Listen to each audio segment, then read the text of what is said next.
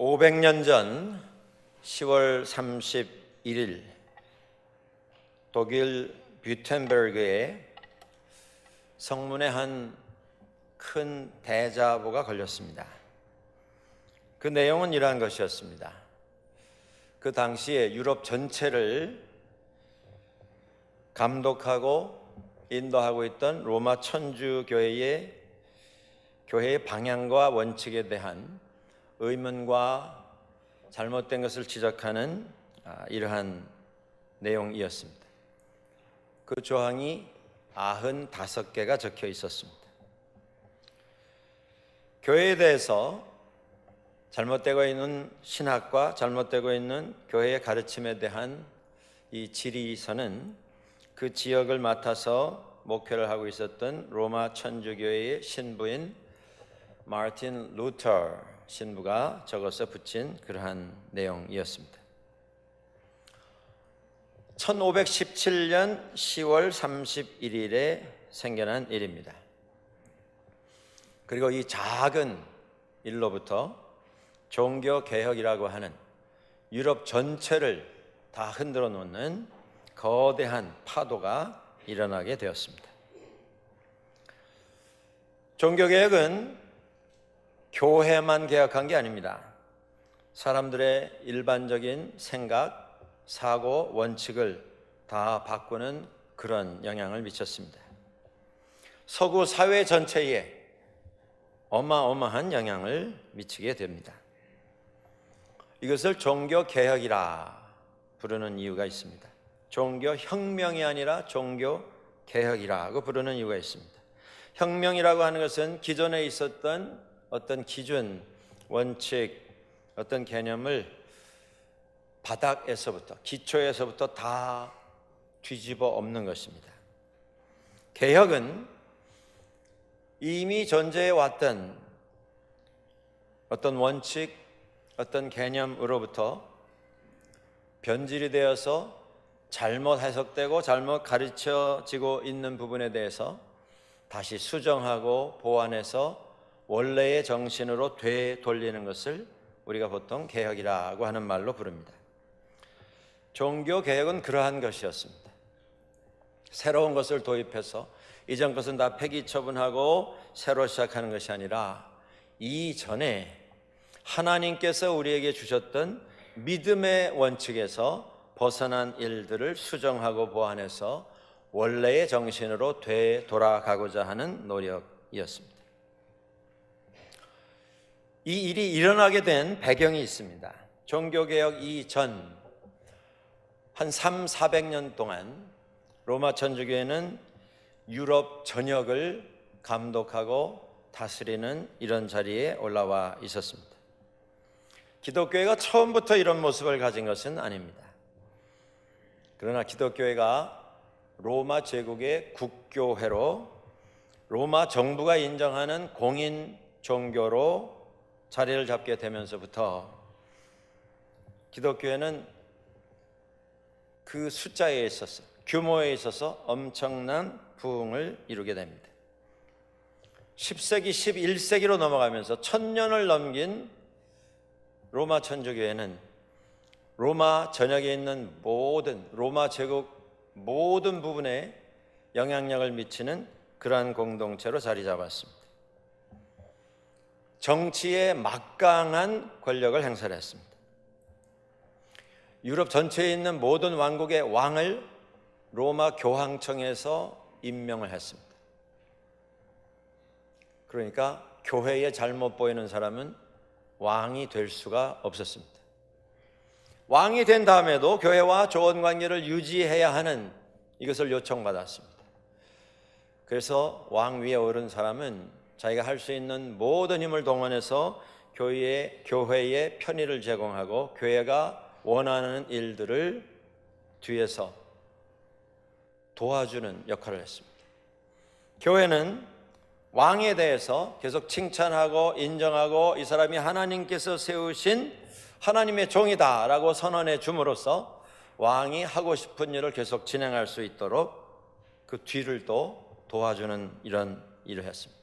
서로 주고받는 가운데 공동의 이익을 추구한 것입니다. 경제도 로마 천주교회에서 관여를 했습니다. 교회가 이야기하는 교회에 유익이 되는 일을 허락을 하고 교회에 조금이라도 손해를 끼칠 수 있는 이런 경제 계획 같은 것은 인정하지를 않았습니다. 그뿐만 아니라 일반 시민, 한 개인의 삶, 한 개인의 모든 행사, 생각까지도 다 주관하고 감독하는 일을 했습니다. 그럴 수밖에 없는 것이 교회만이 구원에 대한 권한을 가지고 있었습니다. 그 당시에는 한 개인의 영혼이 구원받느냐 받지 못하느냐를 교회가 판단하고 교회가 확인하는 권한을 가지고 있었습니다. 모든 사람들이 교회의 이 절대적인 권한 앞에 순종해야 했습니다. 항의를 하거나 반항을 하거나 반대의 의사를 표할 때에 교회로부터 심판을 받고 교회로부터 출교를 당했습니다. 교회로부터 출교당한 것은 교회에 출입하지 못한다라고 하는 단순한 결정이 아니라 이 사람은 하나님의 은혜로부터 끊어져서 버림받은 사람이라고 하는 그런 내용의 선포가 됐습니다.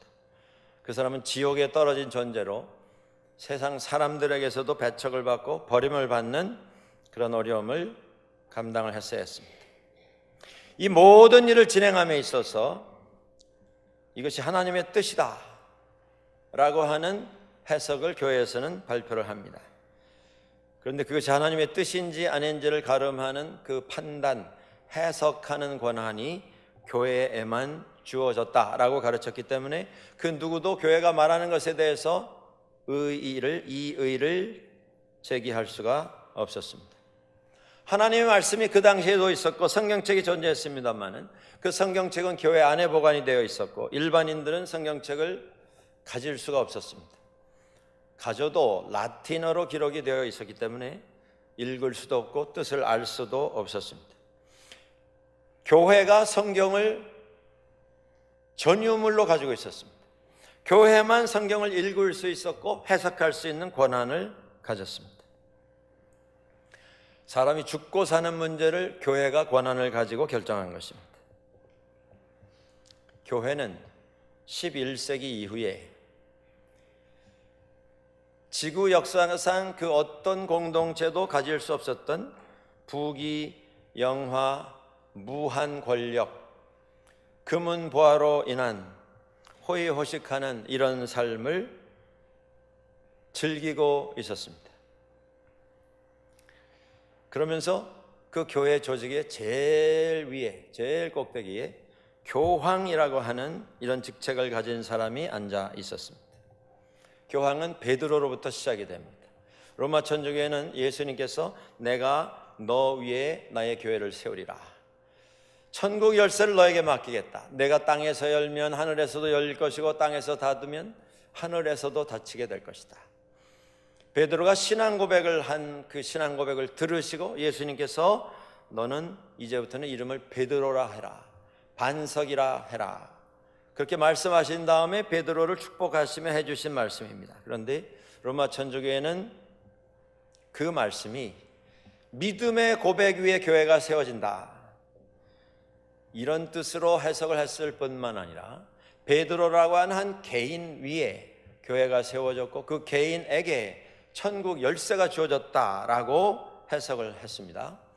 그리고 베드로가 세상 떠나면서 그 다음 세대에 기독교의 지도자가 된 사람이 예수님께서 베드로에게 허락해 주셨던 천국 열쇠가 전수가 되고 이어져서 계속 계승이 된다 이렇게 해석을 했습니다. 교황이라고 하는 직분이 그렇게 시작이 되었습니다. 그리고 시간이 1000년 이상 흘렀습니다. 11세기가 넘어가면서 교황은 이 세상 그 누구도 행사할 수 없는 절대 권한과 특권을 가지고 세상을 호령했습니다. 그는 하나님께서 이 땅에 보내신 천국 열쇠를 가진 사람으로 받아들여졌습니다. 천국 열쇠를 가진 교황은 절대로 부족함이 없는 존재이어야 했습니다. 그 사람이 완벽해서가 아니라 그가 가지고 있는 직책이, 그가 가지고 있는 그 직책의 의미가 실수가 있을 수가 없는 직책이기 때문에 교황은 무오하다, 실수가 없다 이렇게 고백하고 교황 앞에 절대 복종을 해야 하는 것을 사람들에게 요구를 했습니다. 그 교황에게 주어진 하나님의 이 땅에 보내심을 입은 사자라고 하는 그 이해가 그 밑에서 교회를 책임져서 사역을 진행하는 성직자들에게 나뉘어졌습니다. 교회 지도자들, 교회 신부들에게 그 직분이 다 분배가 되었습니다. 일반인들은 성직자에게 나와서, 신부에게 나와서 고해 성사를 하며 죄를 고백하도록 되어 있었습니다. 고백되지 않은 죄는 용서받지 못한다 가르쳤습니다. 신부에게 나와서 죄를 고백함으로 그 고백을 듣는 담당 신부가 사죄의 선언을 해 주므로 죄가 용서받을 수가 있었습니다. 신부를 통하지 않고는 죄를 용서받을 수가 없었습니다. 성직자를 통하지 않고는 구원을 받을 수 없게 된 것입니다. 그리고 교회에서 진행하는 모든 의식, 예배라든가 기도회라든가 이것에 참여함으로써 구원의 보탬이 될 수 있다 가르쳤습니다. 교회가 가지고 있는 모든 전통 의식에 철저한 사명감을 가지고 참여하도록 요구되었습니다. 그리고 구원을 이루기 위해서 교회가 정해놓은 여러 가지 선행과 여러 가지 고행을 열심히 추진하는 것이 요구가 되었습니다. 그러한 교회의 잘못된 해석과 가르침은 교회를 유익하게 하기 위한 교황에게 주어진, 교황이 수장으로 있는 로마 천주교회의 이익을 보호하기 위한 이 잘못된 가르침은 15세기에 들어오면서 극치에 달하게 됩니다.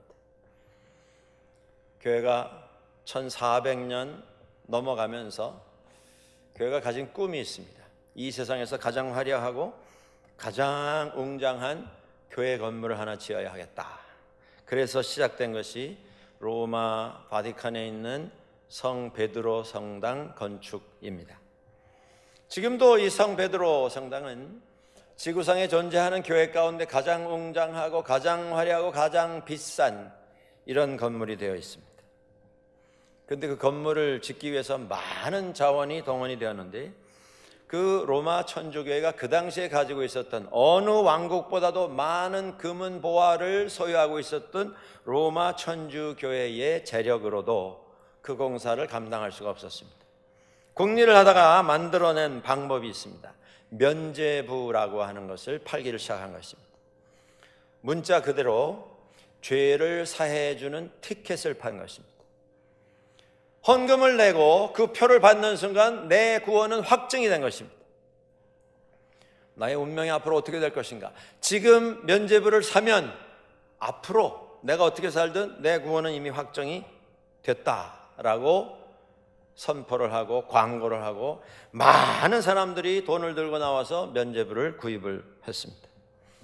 그런데도 재정이 모자랐습니다. 그래서 또 나온 방법이 뭐냐면 돌아가신 조상들을 위해서 면죄부를 사면 돌아가신 분들이 지금 천국 대기소인 연옥이라고 하는 곳에 가서 대기를 하고 있는데 아직 천국에 갈지 지옥에 갈지 확정이 안 된 상태로 있는데 그분들을 위해서 면죄부를 사면 헌금통에 떨어지는 딸랑 돈소리가 나는 순간 연옥에서 천국으로 옮겨진다. 그렇게 가르쳤습니다. 여러분들, 이것이 진실이라고 하면, 이것이 정말 믿을 수 있는 확실한 일이라고 한다면 누가 그 표를 사기를 거부하겠습니까? 아마 우리도 다 뛰어나가서 그 표를 사려고 할 것입니다. 많은 사람들이 돈을 꾸어서라도 우리 부모님, 우리 조부모님들, 그들의 조상 다 천국에 보내기 위해서 몰려나와서 면죄부를 구입을 했습니다.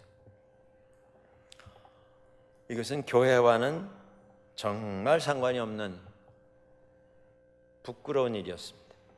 기독교 신앙과는 전혀 상관이 없는, 관계가 없는 돈을 끌어모으기 위한 교회의 병든 모습이었습니다. 그 모습을 보다가 약관 34세의 나이에 로마 천주교회의 신부였던 마르틴 루터가 95개의 조항을 적어서 교회는 이것을 잘못 인도하고 잘못 가르치고 있다 지적함으로써 종교개혁이 시작이 된 것입니다. 우리가 몸담고 있는 교회가 장로교회입니다.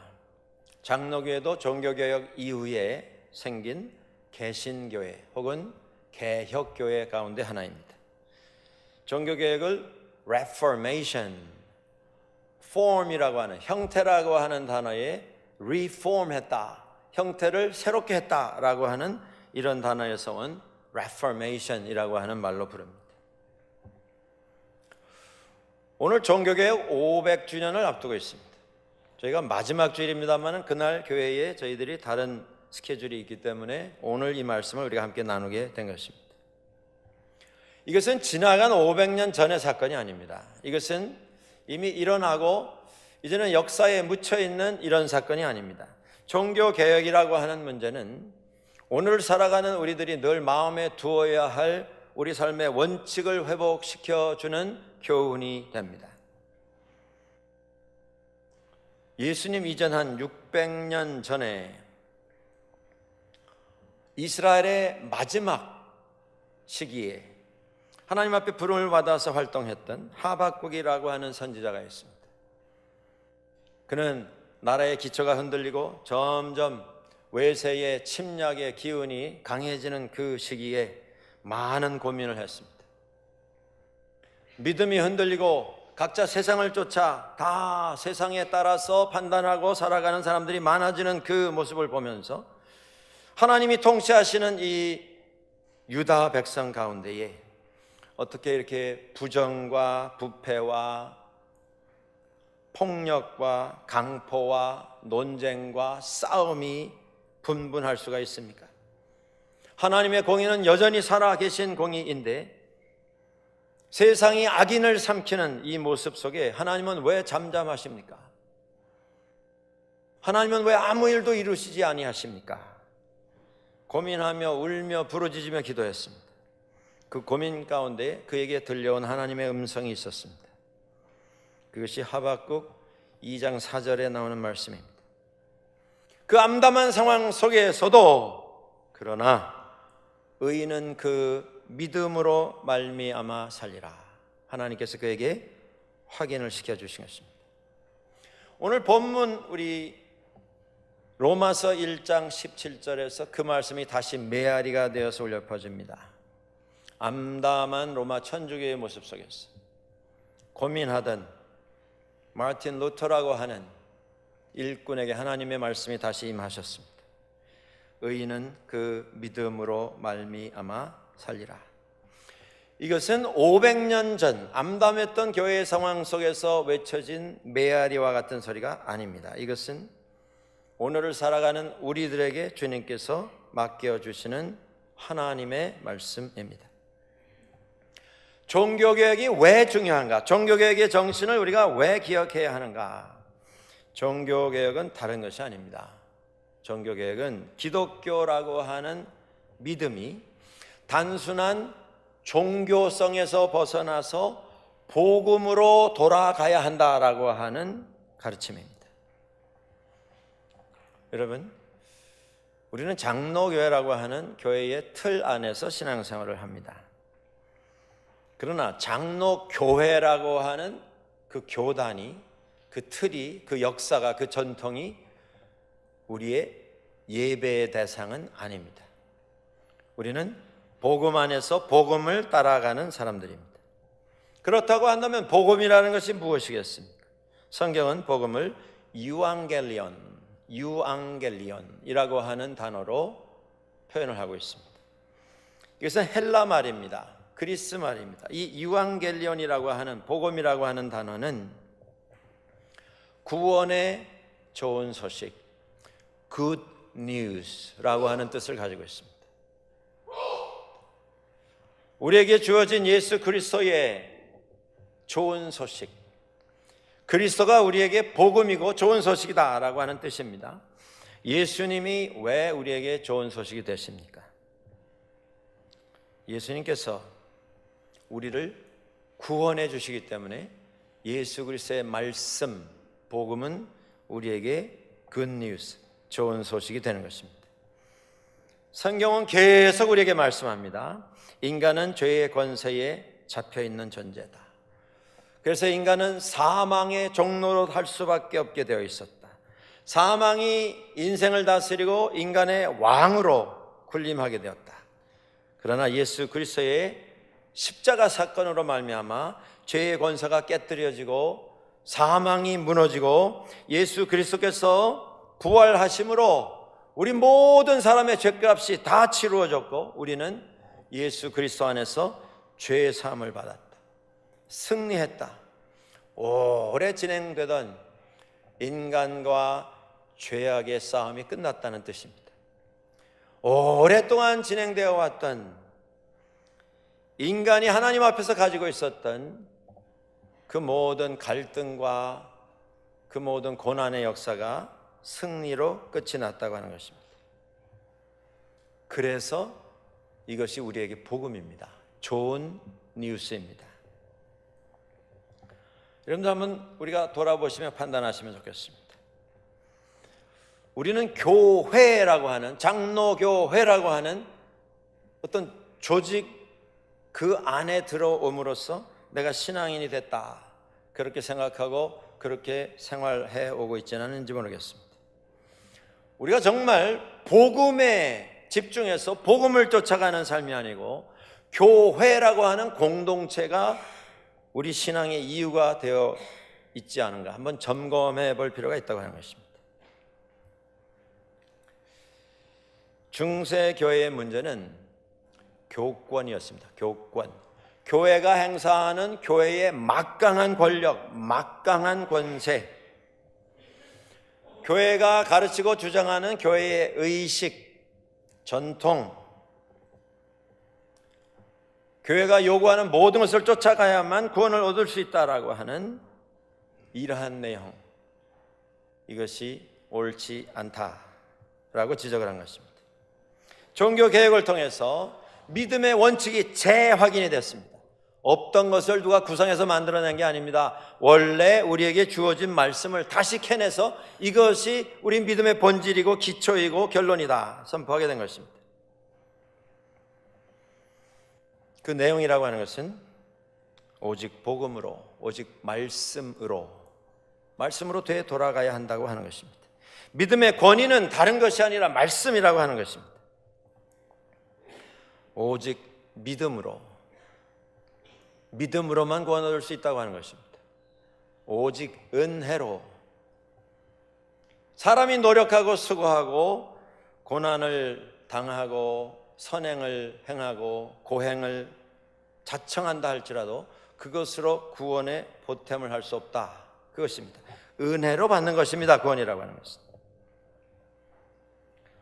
그런데 교권은 이 모든 성경의 대원칙들을 다 뒤에다 묻어놓고 그것을 해석하는 권한을 교회가 가지고 있고 교회가 말하는 것이 진리이고 교회가 말하는 것이 정의이다, 이것을 따르지 않으면 하나님 앞에 구원받을 수 없다.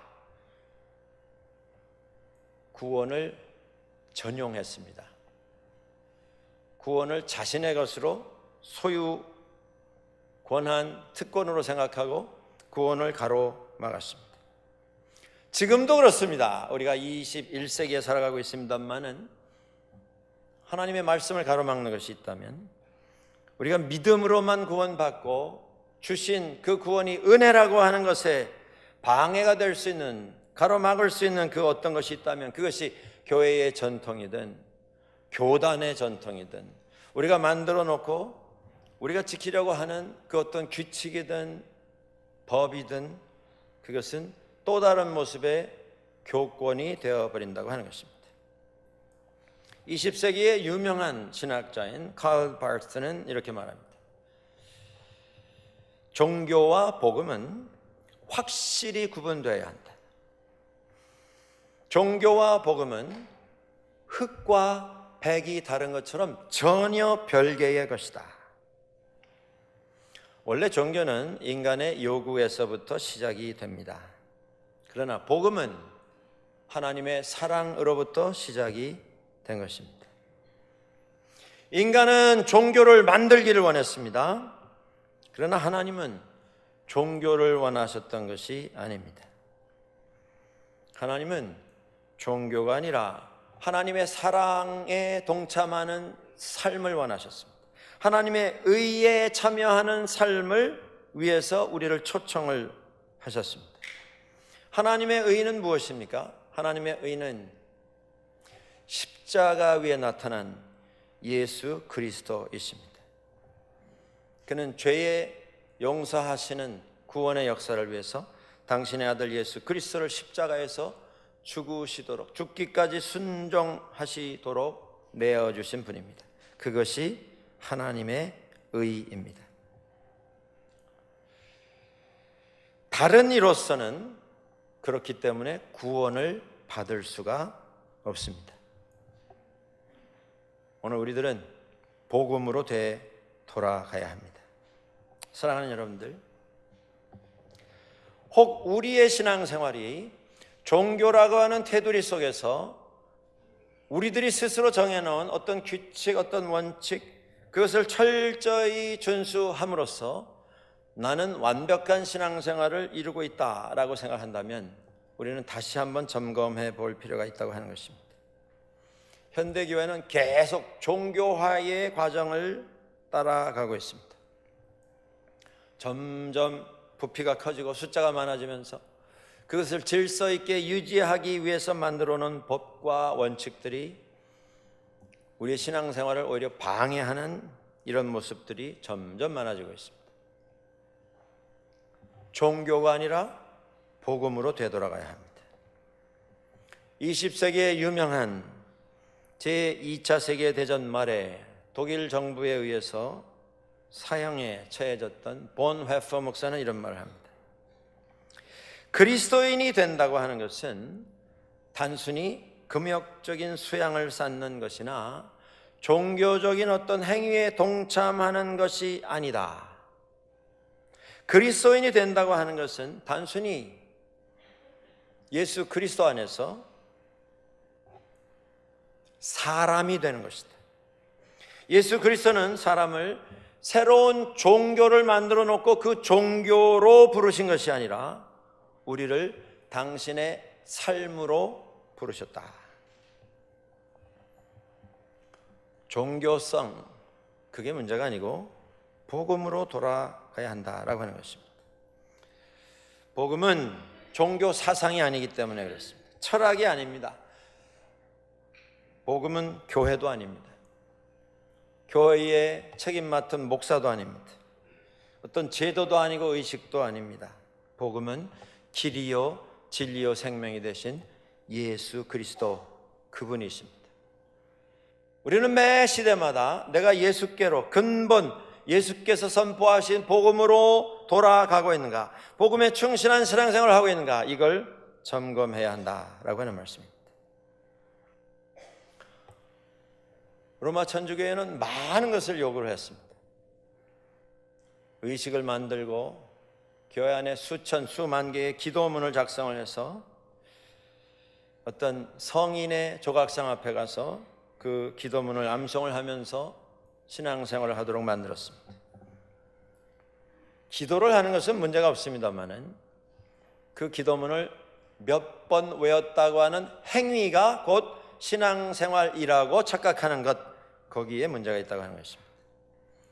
복음으로 돌아가자, 이것이 종교개혁의 정신이고 교훈입니다. 또 하나 가장 중요한 정신이 있습니다. 그것은 우리는 믿음으로 말미암아 살아가야 하는 의인이다 라고 하는 것입니다. 의인은 우리 자신의 행위로 인하여서 만들어질 수 있는 것이 아닙니다. 사람은 아무리 노력하고 수고하고 희생하고 내가 가지고 있는 걸 다 내어줄지라도, 성경은 말씀합니다. 자신을 불태우도록 내어줄지라도 우리에게 사랑이 없으면, 그 사랑은 무엇입니까? 예수 그리스도 안에 나타난 하나님의 구원의 의, 그것을 믿는 그 믿음이 없으면 우리는 아무것도 아니다. 자기가 노력하고 수고하고 희생하고 끝내는 자기 자신을 불태우도록 내어줄지라도 믿음이 없으면 아무것도 아니다, 그 말씀입니다. 죄인이 애를 써도 죄인의 수고가 될 뿐이기 때문입니다. 죄의 값은 사망입니다. 죄값을 감당하기 위해서 죄인이 죽어야 합니다. 죽으면 죄사함을 받을 수가 없습니다. 사람이 노력해서 의에 이를 수가 없다는 말씀입니다. 20세기의 유명한 기독교 윤리학자 가운데 라인홀드 니버라고 하는 사람이 있습니다. 그 동생이 있는데 그 동생은 리처드 니버. 이 둘 다 아주 유명한 신학자입니다. 근데 이 라인홀드 니버라고 하는 분이 이런 말을 합니다. 그는 윤리학자입니다. 인간이라고 하는 존재는 개인 하나하나는 다 도덕적인 존재이다. 영적인 생각을 가지고 있고 영적인 마음의 소원을 가지고 있고 영적인 존재가 되고자 하는 갈망과 목마름을 가지고 살아간다. 그런데 이 도덕적 존재인 개인 하나하나가 함께 모여서 이루고 있는 이 세상, 이 사회는 대단히 비도덕적이다. 이게 모순이 아닙니까? 모순이지만 이것이 나의 모습은 아닙니까? 우리가 살아가고 있는 이 현재 우리 사회의, 우리 세상의 모습이 아닙니까? 이것이 인간의 한계입니다. 아무리 노력해도 하나님의 의에 이를 수가 없습니다. 왜 그렇습니까? 사람이 다 마음에는 원이로되 육신이 약합니다. 좋은 뜻을 품었는데 세상 살다가 다 넘어지고 쓰러지고 실패합니다. 이 문제를 해결하기 위한 방법을 하나님께서 준비를 하셨습니다. 하나님께서 예수 그리스도를 통해서 우리 죄값을 다 치르셨습니다. 우리 죄를 다 사해 주셨습니다. 그리고 그것을 선포하셨습니다. 십자가 위에서 예수 그리스도의 부활을 통해서 그것을 믿는 사람들을 의롭다 칭해 주셨습니다. 이것이 칭의입니다. 내 힘으로 의롭게 된 것이 아니고 예수 그리스도의 은혜로 내가 의롭다 칭함을 받게 된 것입니다. 그걸 믿고 그리스도 앞에 엎드리는 것이 믿음입니다. 다른 것 아무리 해도 소용이 없습니다. 마틴 루터라고 하는 사람은 예수 그리스도 안에서 구원의 확신을 얻기 위해서 무진 노력을 기울였던 사람입니다. 그러나 확신이 없었습니다. 마음의 평안이 찾아오지 않았습니다. 그는 교회가 가르치는 대로 수없이 금식하며 기도했던 사람입니다. 여러 날 잠을 자지 아니하고 철야하며 기도했던 사람입니다. 교회가 가르쳐준 대로 수도 없이 많은 기도문들을 낭송을 했습니다. 성경을 암송을 했습니다. 그러나 마음의 평안이 찾아오지 않았습니다. 그런 고민 중에 종교개혁 일어나기 3년 전에 31살 때에 그가 늘 하던 대로 시편 말씀을 가지고 매일 묵상하며 매일 하나님 앞에서 그 말씀을 읽어가던 중에 시편 22편을 읽으면서 그에게 깨달음이 찾아왔습니다. 그 1절에 이런 말씀입니다. 내 하나님이여 내 하나님이여 어찌 나를 버리셨나이까. 마틴 루터의 생애 가운데 수도 없이 많이 읽고 묵상했던 말씀입니다. 신약 성경을 통해서 그에게 깨달음이 온 것이 아니라 구약 성경 시편에 나오는 이 한 구절이 그에게 깨달음을 가져다 줬습니다. 내 하나님이여 내 하나님이여 어찌 나를 버리셨나이까. 그 말씀이 들려올 때에 이런 깨달음이 왔습니다. 엘리 엘리 라마 사박다니. 죄 때문에 죄값을 치러야 하는 장본인은 난데, 내 자신인데, 예수 그리스도께서 그 죄를 감당하시기 위해서, 죄값을 치르시기 위해서 십자가에 달리시며 고통 가운데 부르짖으신 주님의 음성이 마틴 루터에게 임하신 것입니다. 수없이 노력하고 수고하고 많은 희생과 고행을 자처했습니다마는 평안이 오지 않았습니다. 예수님께서 나를 위해서 죽으셨고 내 죄값을 사하셨고 죄의 권세를 깨뜨리시고 부활하셨다는 것을 믿었을 때에 그의 삶에 평화가 찾아왔습니다. 종교개혁의 정신은 이것입니다, 여러분들. 우리가 교회 생활 안에 여러 가지 일을 하지 않습니까? 많은 행사에 참여하지 않습니까? 우리도 봉사합니다, 희생합니다, 희생적으로 섬깁니다, 희생적으로 예물을 드립니다. 그러나 그것은 받은 은혜가 감사해서 하나님을 예배하는 행위로 하는 것이지, 그것을 함으로써 우리의 구원을 이루고자 하는 노력은 전혀 아닌 것입니다. 종교개혁의 정신이 이것입니다. 믿음으로 사는 의인의 삶으로 되돌아가야 한다. 성경은 오늘 우리들에게 말씀합니다. 하나님께서 우리를 사랑하시되 극진히 사랑하셔서 독생자 예수 그리스도를 주셨고, 주신 이유는 그를 믿는 자마다 멸망하지 않고 영생을 얻게 하려고 우리에게 예수 그리스도를 허락을 해주셨습니다. 이걸 믿으면 우리는 구원 얻습니다. 이게 복음입니다. 그리고 우리에게 주신 이 믿음은 내가 노력해서 내가 묵상하는 가운데 내가 생각이 뛰어나서 발견한 것이 아니라 은혜로 하나님께서 내게 허락해 주신 것이라고 하는 것입니다. 마틴 루터는 1517년에 성문에 대자보를 붙임으로 질문을 던졌습니다마는 그 이후에 그는 많은 탄압과 시련을 당해야 했습니다. 그는 이단으로 분류가 됐습니다. 로마 천주교회는 그를 재판정에 세웠습니다. 그동안 말하고 주장했던 것을 다 포기하고 교회 앞에 용서를 빌면 용서해 주겠다, 기회를 줬습니다. 그는 취소할 수가 없었습니다. 왜냐하면 그것은 하나님 앞에서 양심을 지키는 일이고, 그것은 하나님 앞에서 믿음의 본분을 지키는 일이었기 때문입니다. 결국 로마 천주교회로부터 파문을 받았습니다. 이단 정죄를 받고 교회에서 쫓겨났습니다. 그것은 단순히 교회로부터 출교됐다, 이제 교회에 들어올 수 없다, 너는 더 이상 로마 천주교의 신부가 아니다라고 하는 그런 뜻이 아닙니다. 파문됐다고 하는 것은 하나님의 은혜로부터 끊어졌다는 것입니다. 하나님의 구원의 장중에서 쫓겨났다는 것입니다.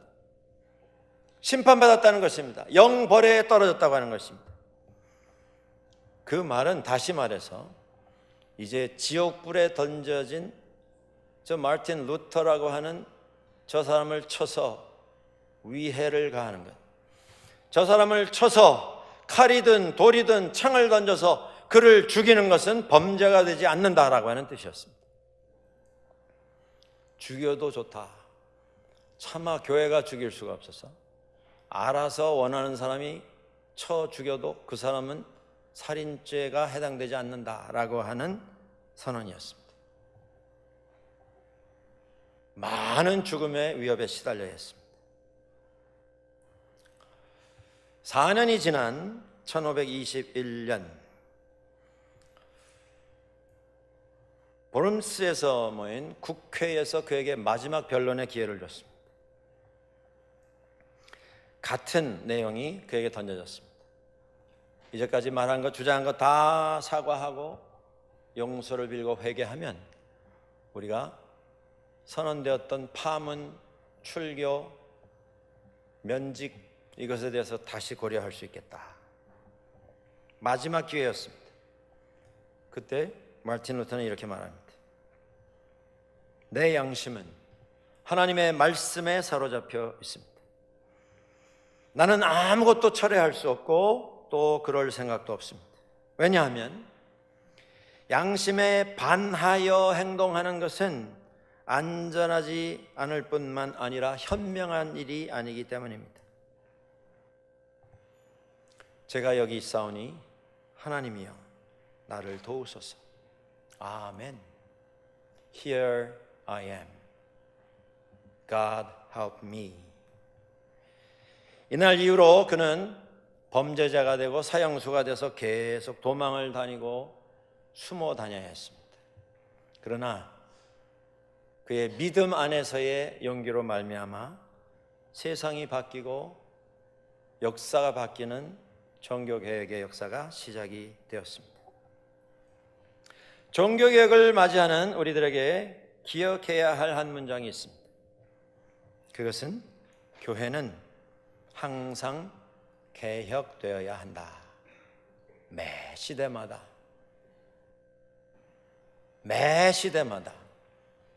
우리는 우리의 믿음의 모습을 다시 확인해야 합니다. 혹 종교성에 취해서 이 세상에서 복음이 아니라 종교적인 어떤 구조를 쫓아가는 이런 실수를 범하고 있는 것은 아닌지, 우리가 정해놓은 어떤 전통, 우리가 정해놓은 어떤 이름, 그것을 위해서 믿음을 뒤로 미루어 놓고 있는 건 아닌지, 열심히 섬기지만 그것이 자랑이 되고 조건이 되어서 은혜가 아니라 어떤 공로로, 어떤 자격으로 주님 앞에 더 가까이 나아갈 수 있다 스스로 자신하고 있는 건 아닌지. 그렇습니다. 지나간 역사가 아니라 오늘 진행되는 우리의 역사 속에서 교회는 항상 복음으로 되돌아가야 합니다. 믿음으로 새로워져야 합니다. 은혜에 감사할 수 있는 그런 믿음을 우리가 다시 새롭게 만들어 가야 합니다. 이 교훈들을 마음에 새기시고 500년 전 하나님께서 교회에 허락해 주신 새로운 믿음의 각오 속에 동참하시는 우리 모두가 될 수 있기를 주의 이름으로 간절히 축원합니다. 기도하시죠.